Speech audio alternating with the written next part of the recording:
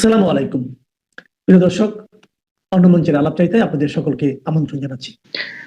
সরকার বলছে ফেব্রুয়ারির 12 তারিখে ত্রয়োদশ জাতীয় সংসদ নির্বাচন আয়োজন করবে, অর্থাৎ এটি অনুষ্ঠিত হবে এবং সঙ্গে গণভোট হবে।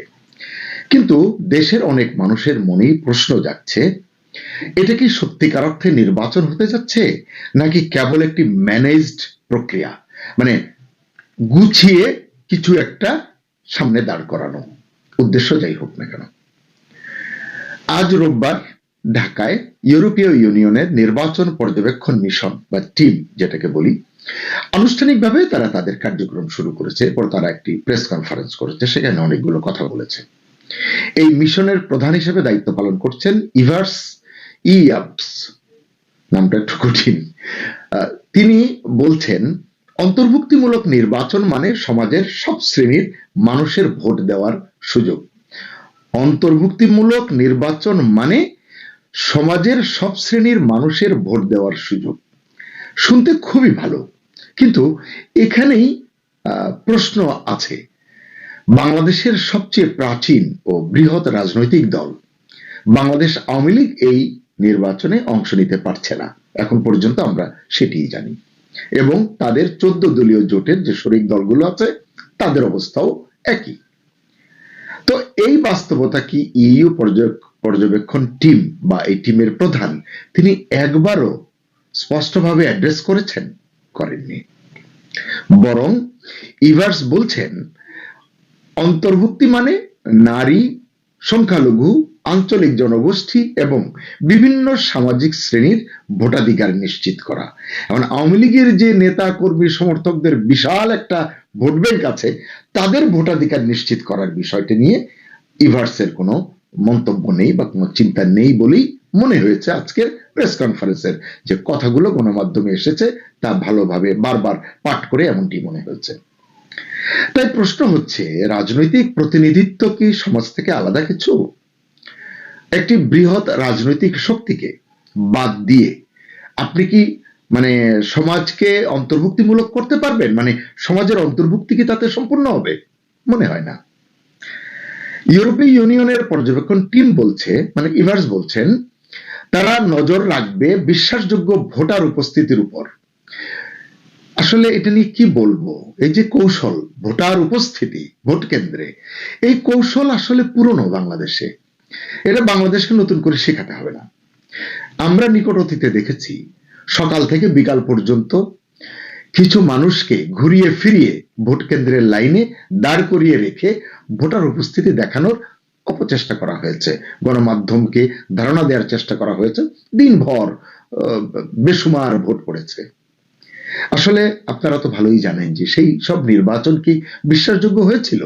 হয়নি, হতে পারে না। আসলে বুজরুকি করলে, চালাকি করলে, কৌশল করলে, এগুলোকে বাংলা ভাষায় আরো অনেক খারাপ শব্দে বলা যায়, আমি সেদিকে যেতে চাই না। আসলে এটি কোনো ইতিবাচক ফলাফল বয়ে আনে না। তো এই প্রেক্ষাপটে এবার তাহলে কি বদলালো? এত নতুন নতুন গাল গল্প শুনলাম, নতুন স্বপ্ন শুনলাম, নতুন বাংলাদেশ শুনলাম, গণতন্ত্র নতুন করে লিপিবদ্ধ করা হবে, সকল কিছু হবে, তো বদলানোটা কি? সেই তো একই লাইন রয়েছে যে ভোট কেন্দ্রে ভোটার উপস্থিতি দেখালেই ভোট গ্রহণযোগ্য হয়ে যাবে। তো ইইউ পর্যবেক্ষণ মিশনের প্রধান পরিষ্কার করে বলেছেন, তারা রাজনৈতিক দলের নিবন্ধন, নিষেধাজ্ঞা বা রূপান্তরকালীন বিচার নিয়ে কোনো মন্তব্য করবেন না। কেন ভাই, কে মানা করেছে? নাকি কারো কাছে দাসখত দিয়ে এসেছেন আপনারা? তিনি বলছেন তাদের কাজ নাকি ঐতিহাসিক প্রেক্ষাপট বিশ্লেষণ করা নয়। তাহলে কি করা? কাউকে ওই যে ম্যানেজড প্রক্রিয়া কিছু একটা করে উপহার দিয়ে যাবেন। প্রশ্ন হচ্ছে, রাজনীতিকে বাদ দিয়ে কি নির্বাচন আসলে বোঝা যায়? মানদণ্ড পরিমাপ করা যাবে? যাবে না তো। একটি দেশের রাজনৈতিক বাস্তবতা এড়িয়ে এর গণতান্ত্রিক মানদণ্ড কখনোই মূল্যায়ন করা সম্ভব নয়। এই সমস্ত মিশন প্রধান তাদের কি ব্যাকগ্রাউন্ড তা জানি না, কিন্তু তারা সাদা চামড়া বলেই যা বলবে তাই মেনে নিতে হবে, এটিও গ্রহণযোগ্য নয়। 2008 সালের পর এবারই প্রথম ইউরোপীয় ইউনিয়ন পূর্ণাঙ্গ পর্যবেক্ষণ মিশন বাংলাদেশে পাঠাচ্ছে বা তারা আসছে। প্রায় 200 জন পর্যবেক্ষক, 27টি ইউরোপীয় ইউনিয়নের দেশ, ইইউ দেশ, সঙ্গে কানাডা, নরওয়ে, সুইজারল্যান্ড, আরো কেউ থাকতে পারে। এত বড় মিশনের কাছে বাংলাদেশের সাধারণ মানুষের প্রত্যাশা কিন্তু ছিল। সেই প্রত্যাশা ছিল যে এই পর্যবেক্ষক টিম বা মিশন তারা অন্তর্ভুক্তিমূলক নির্বাচনের প্রশ্নে স্পষ্ট অবস্থান নেবে। কারণ এর আগে তো আমরা দশকের পরে দশক এইসব ওয়াজ নসিহত তাদেরকে করতে দেখেছি, এই না করলে অন্তর্ভুক্তি হবে না, ওই না করলে অংশগ্রহণমূলক হবে না। কিন্তু এখন বাস্তবে কি দেখা যাচ্ছে? অন্তর্ভুক্তিমূলক নির্বাচন মানে এখন বলা হচ্ছে সব মানুষ ভোট দিক, কিন্তু সব রাজনৈতিক শক্তি অংশ নেবে এই প্রশ্নটি নাকি গৌণ। কে শিখিয়ে দিল তাদেরকে এই মহান ব্যাকরণ? জাতিসংঘের বক্তব্য প্রায় একই, মানে এটি একই বলছে এই কারণে যে গত বছর গোয়েন লুইস ছিলেন আমাদের এখানে আবাসিক প্রতিনিধি, তিনি তো অন্তর্ভুক্তিমূলক নির্বাচনের সঙ্গেই বদলে দিয়েছিলেন, তখন আমি একটি কন্টেন্ট করেছিলাম। তিনি বলেছেন যে অন্তর্ভুক্তি মানে রাজনৈতিক দল নয়, জনগণের অংশগ্রহণ। মানে এখন আমার দল নির্বাচন করবে না, আমার দলের ভোটাররা ভোট কেন্দ্রে যাবে না। আওয়ামী লীগের সভাপতি শেখ হাসিনা কিন্তু বলছেন যে তার নেতাকর্মীরা ভোট কেন্দ্রে যাবে না, তাহলে সব জনগণের অংশগ্রহণে ভোট হয় কি করে? মানে কোন বিশ্ববিদ্যালয়ের ডিগ্রি নিয়ে এইসব কথা বলতে হয়? গণতন্ত্রকে শুধু ব্যালট বাক্সে কাগজ ফেলা আপনাদের কি মনে হয়, নাকি নিজের রাজনৈতিক পরিচয় দিয়ে নিরাপদে অংশ নেওয়ার অধিকার? মানে আমার যে রাজনৈতিক পরিচয় আছে সেটি নিয়ে আমি নিরাপদে অংশ নিব নির্বাচনী প্রক্রিয়ায়, একটি গণতান্ত্রিক প্রক্রিয়ায়। রাষ্ট্রবিজ্ঞানীরা, অনেক খ্যাতিমান রাষ্ট্রবিজ্ঞানীরা বহু আগেই সতর্ক করেছেন এসব বিষয়ে। বলেছেন কোন সমাজের একটি বড় অংশকে রাজনৈতিকভাবে বাইরে ঠেলে দিলে, বৃত্তের বাইরে, সার্কেলের বাইরে ঠেলে দিলে যে শূন্যতা তৈরি হয়, সেই শূন্যতা তৈরি করে নিরাপত্তা ঝুঁকি, চরমপন্থা এবং অস্থিরতা। তাই আজকের বাংলাদেশে প্রশ্নটা আরো গভীর এবং এই ইস্যুটি নিয়ে। আওয়ামী লীগের কর্মী সমর্থকরা কি দেশ ছেড়ে চলে গেছে? কি মনে হয়? বঙ্গোপসাগরে ঢেলে দেওয়ার কথা বলেন কেউ কেউ, তারা কি চলে গেছে? সবাই কয় হাজার গেছে? তো যারা আছে তারা কি ভোটার নয়, নাকি তাদের রাজনৈতিক পরিচয়টাই এখন আসলে এই সমাজে অপরাধ হয়ে গেছে? এবার আরো কি দেখলাম আমরা, কিছু দল আওয়ামী লীগের সাধারণ সমর্থকদের বলছে এলাকায় এলাকায় গিয়ে পুরনো পরিচয় ভুলে যান, আমাদের সঙ্গে মিশে যান, মামলা মোকদ্দমা জেল জুলুম আমরা দেখব। মানে এ প্রসঙ্গে রাষ্ট্রবিজ্ঞানী স্টিভেন লেভিটস্কি এবং ড্যানিয়েল জিবলাট, নাম যদি ভুল না করে থাকি, তাদের দুজনের যৌথ একটি বই আছে, হাউ ডেমোক্রেসি ডাই, কিভাবে গণতন্ত্র মারা যায়। এই বইতে তারা দেখিয়েছেন যখন রাজনৈতিক দলগুলো অন্য দলের ভোটারদের আত্মীকরণ করতে চায়, আত্মীকৃত করতে চায় বা নিশ্চিহ্ন করতে চায়, তখন গণতন্ত্র দুর্বল হয়ে যায়। কারণ এতে নাগরিকের স্বাধীন রাজনৈতিক পরিচয়ের অধিকার ক্ষতিগ্রস্ত হয়। কোন জনগোষ্ঠীর একাংশকে সম্পূর্ণভাবে রাজনৈতিক ব্যবস্থার বাইরে ঠেলে দিলে, যে কথাটি বললাম, মানে এখন যেটি আওয়ামী লীগের ক্ষেত্রে আমরা দেখতে পাচ্ছি, 14 দল বা আরো যদি কোনো দল থেকে থাকে তাদের জন্য যেটি আমরা দেখছি, এই বাইরে ঠেলে দিলে জাতীয় নিরাপত্তা দুর্বল হয়। এটা কোনো তত্ত্ব কথা নয়, এটাই বাস্তবতা। প্রশ্ন হলো, দেশের আওয়ামী লীগের নিরপরাধ সমর্থকদের পুরোপুরি রাজনৈতিকভাবে বাদ দিলে সেই শূন্যতা কে কাজে লাগাবে? এটা শূন্যতা তো হবে, কে কাজে লাগাবে? নিশ্চয়ই কোনো বাহ্যিক শক্তি বা বাহ্যিক শক্তির কোনো প্রতিনিধি, আঞ্চলিক প্রতিদ্বন্দ্বী কিংবা বৈশ্বিক খেলোয়াড়েরা, মানে যাদের প্রয়োজন। মনে রাখতে হবে শূন্যতা মানেই অভ্যন্তরীণ নিরাপত্তা ঝুঁকি। এই কথাটা আমি এই নিয়ে 3 বার বললাম, অত্যন্ত গুরুত্বপূর্ণ কথাটি। এবার আরো দেখছি যে ধর্মভিত্তিক কিছু দল তারা যেন মনে করছে তারা কোনো অদৃশ্য আন্তর্জাতিক সমর্থন পেয়ে গেছে এবং সেই শক্তির ভরসায় তারা আওয়ামী লীগকে চিরতরে মুছে ফেলার ভাষা ব্যবহার করছে। গণমাধ্যমে আছে, দেখে নিতে পারেন। কিন্তু আমি প্রশ্ন করতে চাই, ভূ রাজনীতি কি এতটাই সরল?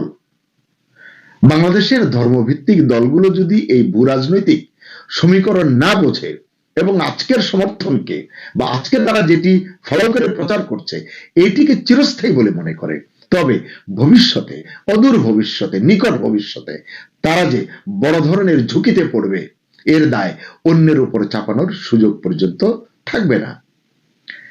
আন্তর্জাতিক রাজনীতির একটা খেলা বুঝতে হবে। আন্তর্জাতিক রাজনীতিতে কোনো পরাশক্তি, যাদের ভয়ে আমরা ভীত থাকি, আদিষ্ট হয়ে অনেক কাজ করি, এই পরাশক্তিগুলো খুব কম ক্ষেত্রেই কোন দলকে স্থায়ীভাবে বাদ দেয়। এখন আওয়ামী লীগের কথাটি আসছে, বরং তারা বিভিন্ন দলকে বিবেচনায় ধরে রাখে।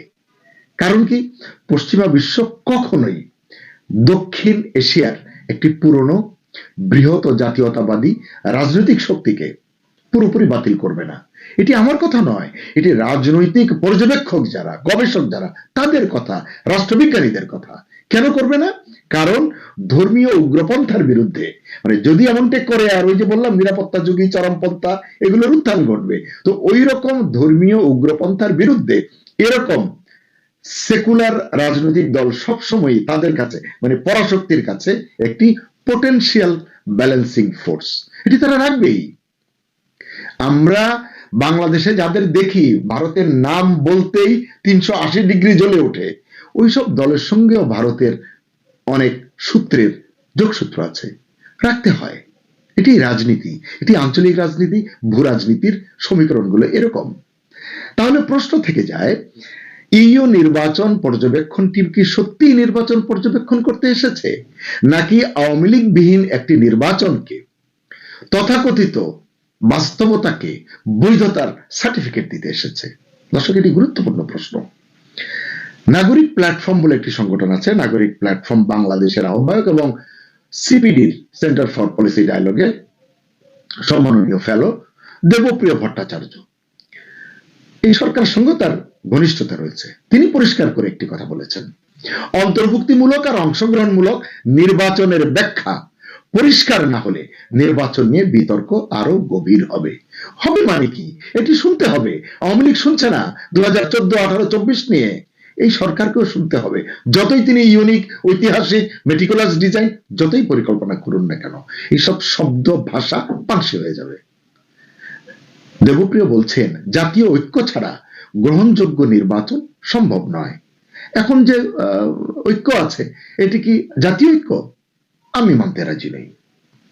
যাক, সেটি নিয়ে অন্য বিতর্ক অন্যদিন করব। ইতিহাসবিদ এবং দার্শনিক তত্ত্ববিদ হান্টা আরেন্ট তার অরিজিনাল অব টোটালিটারিয়ানিজম বইতে দেখিয়েছেন, যখন কোন রাষ্ট্র বা রাজনৈতিক শক্তি নাগরিকদের একচেটিয়া, মানে একটি মাত্র পরিচয়ের মধ্যে ঠেলে দিতে চায়, মানে তুমি আমার সঙ্গী নাও তাহলে তুমি আমার শত্রু, এরকম একটি ধারণা, তখন সমাজে নৈতিক বহুত্ব ধ্বংস হয়ে যায়। সেই বহুত্ববাদ নিয়ে আমরা কত কথা বলি, কত তর্ক করি টকশোতে। আসলে আপনারা সবাই জানেন, গণতন্ত্র মানে কেবল ভোট নয়। গণতন্ত্র মানে ভয়হীন অংশগ্রহণ, রাজনৈতিক পরিচয়ের নিরাপত্তা এবং জনগণের সম্মতি। অন্তর্ভুক্তিহীন নির্বাচন কেবল, মানে কি বলবো, সরকার তৈরি করতে পারে, আস্থা তৈরি করতে পারে না। মনে রাখতে হবে, গণতন্ত্র টিকে থাকবে তখনই যখন রাষ্ট্র শত্রু খোঁজা বন্ধ করে নাগরিকদের আস্থার জায়গা তৈরি করবে। এখন আওয়ামী লীগ দেখলেই শত্রু মনে করছে, যুবলীগ দেখলেই শত্রু মনে করছে, এই ধ্যান ধারণা পাল্টাতে হবে। আজকের যে বাংলাদেশ, এই বাংলাদেশে এই বোধ বিবেচনা, আইনের শাসন, জবাবদিহি এবং অন্তর্ভুক্তি তাই অত্যন্ত প্রয়োজন। অন্তর্ভুক্তিহীন নির্বাচন রাজনৈতিক ঝুঁকি তৈরি করবে কিনা তা আগে ভাগেই, মানে এখনই আমাদেরকে চূড়ান্ত করতে হবে, সেই অনুযায়ী সিদ্ধান্ত নিতে হবে।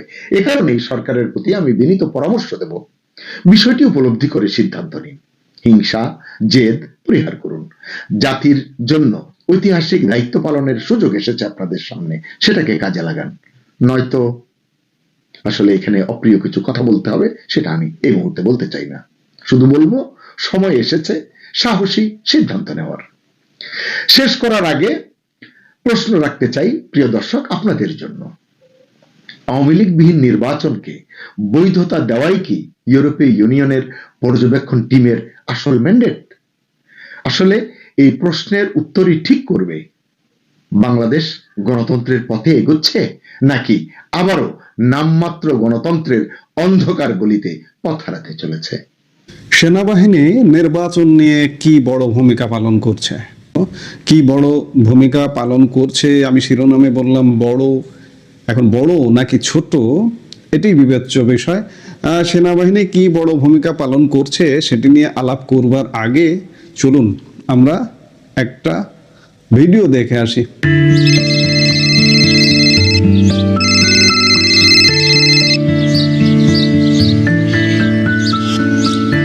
সোহেল, কেমন আছিস বাবা? ভালো আছি মা, তোমরা ভালো? বাবা কেমন আছে? ভালো আছি, আমরা সবাই ভালো। তুই আসবি কবে বাবা? এবার তো অনেক দিন হলো। মা, এবার আসা একটু ঝামেলা, সবাই ব্যস্ত থাকবে, নির্বাচন ডিউটি চলতেছে। আচ্ছা মা, তুমি ভোট দিতে যাবে তো? আমরা দুই বুড়া বুড়ি এই ভিড় ভাট্টার মধ্যে যায় কি করব? কি বলতেছো মা এগুলো? আমি সারাদিন কষ্ট করে যাচ্ছি, আমাদের পুরো সেনাবাহিনী দিন রাত কাজ করতেছে যেন ভালো একটা নির্বাচন হয়, সবাই ভোট দিতে পারে। আর তোমরা আমার বাবা মা হয়ে ভোট দিবে না, এটা হবে না। অবশ্যই যাবে তোমরা, তোমাদের কোনো সমস্যা হবে না, সবাই ভোট দিবে। আচ্ছা বাবা, আচ্ছা যাবো। তুই ভোট শেষ করে তাড়াতাড়ি বাড়িতে আয় বাবা। ঠিক আছে মা, রাখি তাহলে। আপনার দেশ আপনার অপেক্ষায়, আস্থা ও বিশ্বাসে বাংলাদেশ সেনাবাহিনী।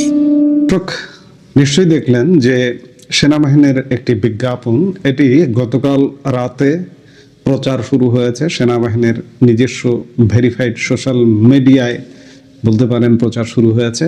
নিশ্চয়ই মূলধারার গণমাধ্যমেও আগামী 12 ফেব্রুয়ারি যে ভোট, সেই ভোটের প্রচারণা শুরু করেছে সেনাবাহিনী স্বয়ং।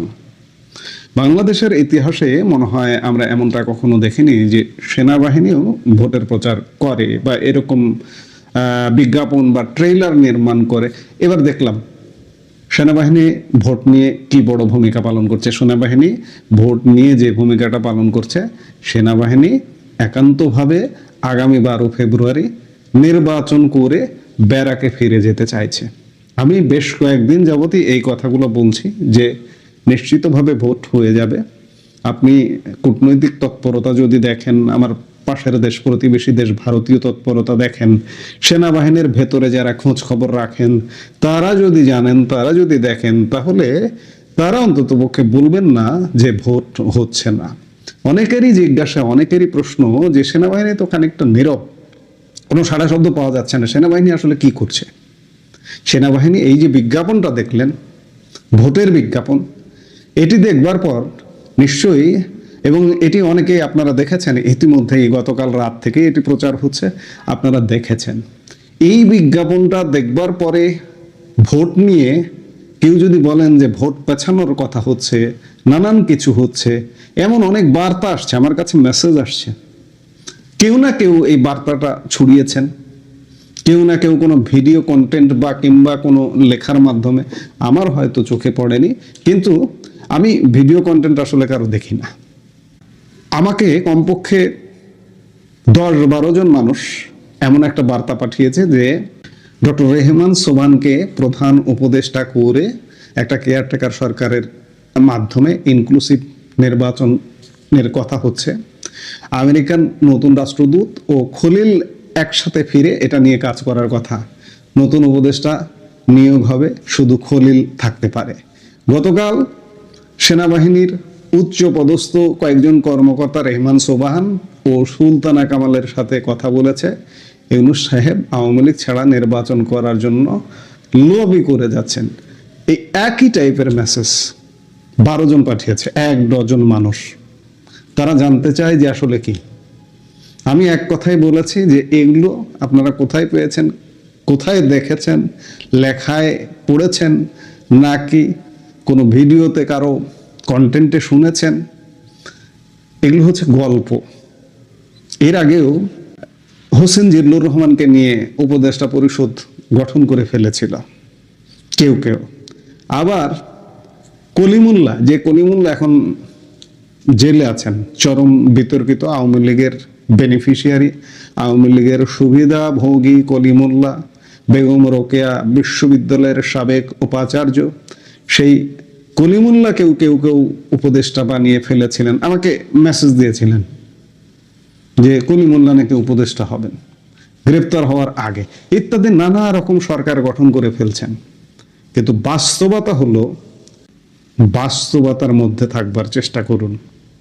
আগামী 12 ফেব্রুয়ারি একটা নির্বাচন যে হয়ে যাবে তাতে কোনো সন্দেহ নাই, এবং সেনাবাহিনী ফুল ফেজে প্রস্তুতি নিয়ে আছে। নির্বাচনটা করে তারা ব্যারাকে ফিরে যাবে। আমি গত পরশুর একটি কন্টেন্টেও বলেছি যে সেনাবাহিনী নির্বাচিত সরকারকে পাহারা দেবে না, আজীবন মাঠে থাকবে না। আওয়ামী লীগের জন্য নির্বাচন হয়ে যাবে মানে আওয়ামী লীগের জন্য পথ বন্ধ হয়ে যাবে না। তবে একটা খুব অ্যালার্মিং কথা যে নির্বাচনে যদি জামাত জোট ক্ষমতায় বসে তাহলে অনেক ঘটনা ঘটে যেতে পারে, এমনকি পাকিস্তানের সাথে সামরিক চুক্তি করে ফেলতে পারে, অনেক ঘটনা ঘটাতে পারে। এটি খুব বড় ধরনের একটা উদ্বেগের। আসলে নির্বাচন তো হচ্ছে না, নির্বাচন হচ্ছে পাতানো নির্বাচন, এবং এই পাতানো নির্বাচন আমি শুরুতেই বলেছি সেনাবাহিনী নির্বাচন নিয়ে কি বড় ভূমিকা পালন করছে। সেনাবাহিনী নির্বাচন নিয়ে বড় ভূমিকা পালন করত তখনই যদি আওয়ামী লীগ সহ 14 দল সহ সব দলকে নিয়ে নির্বাচন করত। আজকে যে নির্বাচনটা হচ্ছে এই নির্বাচনটা সমর্থন দেওয়া বা এই নির্বাচনটা করার পেছনে সেনাবাহিনীর ভূমিকাও প্রশ্নবিদ্ধ হচ্ছে। সেনাবাহিনীর, আমি কারো পক্ষপাতিত্ব করছি না, আমি ধরে নিলাম আওয়ামী লীগের সেট ধরে কে দুর্নীতি করেনি, কে একজন দুর্নীতিমুক্ত মানুষকে আপনি আমাকে একটু পরিচয় করায় দেন। একথাও বলতে হবে সাথে যে এখন কি হচ্ছে, এখন কি দুর্নীতি হচ্ছে। এই যে 3 দিনের বৈরাগী ছোট ছোট ছেলে পেলে ইউনিভার্সিটি পাশ করে বেরিয়ে উপদেষ্টা হয়েছে, এনসিপি নেতা হয়েছে, হাজার হাজার কোটি টাকার মালিক। আওয়ামী লীগের যে দুর্নীতি হয়েছে তার থেকে 1000 গুণ বেশি। বিএনপি দুর্নীতি করেনি, বিএনপি যখন ক্ষমতায় ছিল। জামাত অপকর্ম করছে না, জামাত অন্যায় কাজ করছে না, সবাই করছে। এই বাংলাদেশে কি ধোয়া তুলসী পাতা কেউ? কাজে কেউ না, ধোয়া তুলসী পাতা কেউ না। পুরো আওয়ামী লীগ সংগঠনটাকে বাদ দিয়ে একটা নির্বাচন হচ্ছে। সেনাবাহিনী নির্বাচন নিয়ে এটা বড় ভূমিকা পালন করছে এটি বলা যাবে না। সেনাবাহিনী একটা একতরফা নির্বাচনকে সমর্থন করছে, সমর্থন করছে। এটি ভালো হবে, এটি ভালো হবে যে যাই হোক। তবে জামাত ক্ষমতায় আসলে অনেক কঠিন হয়ে যেতে পারে, আরো দীর্ঘ পথ পাড়ি দিতে হতে পারে, এটাও একটা ব্যাপার। আবার প্রকৃতি বলে একটা কথা আছে। এই যে 2 মাস আগেও তারেক রহমান বাংলাদেশে আসবেন কিংবা প্রধানমন্ত্রী হবার স্বপ্ন দেখবেন, এটা তিনি জানতেন না। কিংবা 2 বছর আগেও তারেক রহমান কখনো দেশে আসবেন, কখনো প্রধানমন্ত্রী হবেন, কখনো রাজনীতি করবেন, এটি কখনো কল্পনা করতে পারেননি। আগামী 6 মাস পরে আওয়ামী লীগের লোকজন যে কল্পনা করবেন না, বা 3 মাস পরে যে কল্পনা করবেন না যে রাজনীতি করব, ক্ষমতায় যাব, নির্বাচন করব, 3 মাস পরে প্রকৃতিরও একটা বিচার আছে, প্রকৃতিরও একটা ভারসাম্য আছে। তো কাজেই যে বা যারা বলছেন যে অমুককে দিয়ে তত্ত্বাবধায়ক সরকার গঠন হবে, তমুককে দিয়ে তত্ত্বাবধায়ক সরকার গঠন হবে, সেনাবাহিনীর উচ্চ পর্যায়ের কর্মকর্তারা যোগাযোগ করছেন, এ করছেন, সে করছেন, এগুলো কিচ্ছু হচ্ছে না। এখন নির্বাচনটা হয়ে যাবে, এর চেয়ে বড় সত্য আর কিছু নেই। নির্বাচনটা শুধুমাত্র হবে এই যে বর্তমান পরিষদে যারা আছেন তারা সেফ এক্সিট নেবার জন্য। নির্বাচন দিয়ে সেফ এক্সিট ছাড়া এই মুহূর্তে তাদের সেফ এক্সিট হবার কোনো সুযোগ নেই। তারপরে কি হবে? তারপরে আওয়ামী লীগ ফিরে আসবে, অন্যান্য রাজনৈতিক দলগুলো রাজনীতি করবে, অনেক কিছু হবে। কিন্তু আপাতত সেনাবাহিনীর স্ট্যান্ডটা কি যদি কেউ জিজ্ঞেস করেন, সেনাবাহিনী এই নির্বাচনটা করে দিচ্ছে। এই বিজ্ঞাপনের ভাষাটাও কিন্তু সেটাই বলে। এতদিন এমনি ভাষা কথা বললাম, কিন্তু এখন একদম প্রুফ সহ এই বিজ্ঞাপনটা প্রমাণ সহ দেখিয়ে দিচ্ছে যে সেনাবাহিনী ভোটের রীতিমতো প্রচার করছে। কাজেই সেনাবাহিনী নির্বাচন ঠেকিয়ে দিচ্ছে, বিকল্প তত্ত্বাবধায়ক সরকার হচ্ছে, মার্কিন যুক্তরাষ্ট্র থেকে এই হয়েছে সেই হয়েছে, খলিল আসছে, নয়া রাষ্ট্রদূত আজকে আসছে, আজকে 12 তারিখ, আজকেই তার আসার কথা, আজকে আসছে, যোগদান করে আগামীকালকে সরকার ফেলে দিবে, ইউনুস ফেলে দিয়ে নতুন হবে, কিচ্ছু না। নির্বাচন যে হয়ে যাবে এতে কোনো সন্দেহ নয়। বারবারই বলছি, সেনাবাহিনী এই বড় কাজটাই করছে। আগামীর জন্য প্রস্তুতি নিন সবাই, গুজবে কান দেবেন না, এটি মেনে নিতে হবে। এই নির্মম বাস্তবতা মেনে নিতে হবে, এছাড়া উপায় নেই। এই মুহূর্তে এ পর্যন্ত।